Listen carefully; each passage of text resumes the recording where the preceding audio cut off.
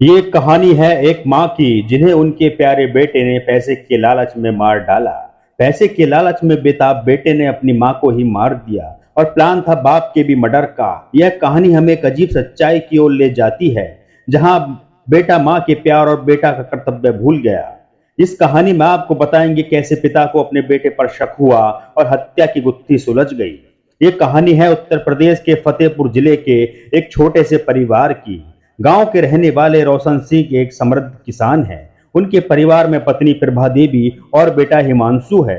रोशन सिंह का हनुमान भक्ति में विश्वास रखते हैं और हर मंगलवार को वह चित्रकूट के राजापुर कस्बे में स्थित हनुमान मंदिर में जाते हैं।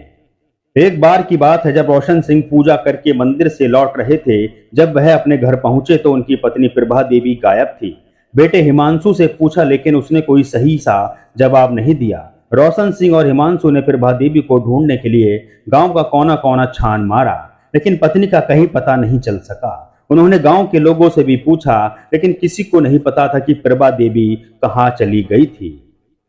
रोशन सिंह को चिंता सता रही थी और वह निराश होकर घर लौट आए। उन्हें लगा कि कुछ बुरा हो गया है और उनकी पत्नी को खो देने का डर उन्हें सता रहा था। उन्होंने अगले दिन पुलिस को सूचित किया और उन्होंने प्रभा देवी को ढूंढने के लिए तत्पर जांच शुरू कर दी। जब रोशन सिंह ने अपने बेटे से पूछताछ शुरू की तो उसने पूछा कि उसकी मां घर पर है या नहीं, कहाँ गई। बेटे ने कहा कि शायद वह कुछ कह कर रही थी। वह अपनी दादी के घर जाने की बात कह कर रही थी। हो सकता है वह वहां गई हो। उसका पता लगाने के लिए रोशन सिंह उसके ससुराल भी गए, लेकिन कुछ पता नहीं चला। वह वहां भी नहीं थी। अगले दिन रोशन ने देखा कि प्रभा देवी की चप्पलें घर में रखी हैं। उसे संदेह था कि प्रभा देवी बिना चप्पल के कहीं भी नहीं जाती थी। उन्होंने तुरंत पड़ोसियों से पूछताछ की तो पता चला कि हिमांशु सोमवार रात ट्रैक्टर से बोरा लेकर कहीं चला गया था।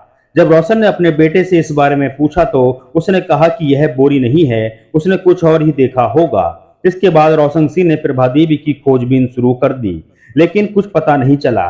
देर रात जब रोशन सिंह थके हारे घर लौटे तो उनका बेटा मौजूद था। इस दौरान गांव में यमुना नदी के किनारे बोरे में बंधा महिला का शव मिला। उसके गले में गमछा बंधा हुआ था। यह सब प्रभा देवी का था। उधर हिमांशु भी घर से भाग गया। इस पर रोशन सिंह का शक यकीन में बदल गया।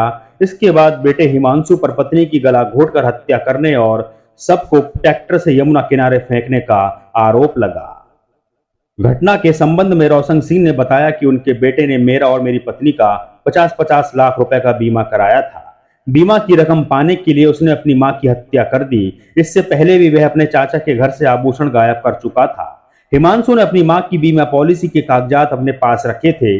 पॉलिसी में हिमांशु नॉमिनी था। फिलहाल पुलिस ने मृतक के पति रोशन की शिकायत पर बेटे हिमांशु के खिलाफ हत्या का मामला दर्ज कर लिया है। फरार हिमांशु की तलाश जारी है। तो रियल मर्डर की स्टोरी थी उत्तर प्रदेश के फतेहपुर की, जहां कैसे एक बेटा अपनी मां की हत्या कर देता है केवल 50 लाख का बीमा पाने के लिए। अगर आपको आज की क्राइम की स्टोरी अच्छी लगी है तो कमेंट्स बॉक्स में जरूर बताएं, और अगर आपने हमारा चैनल अभी तक सब्सक्राइब नहीं किया है तो चैनल को सब्सक्राइब करें। इसी के साथ नोटिफिकेशन की बेल आइकन को प्रेस करें, जिससे आपको हमारी आगे आने वाली और क्राइम की स्टोरी की अपडेट मिल सके। नमस्कार।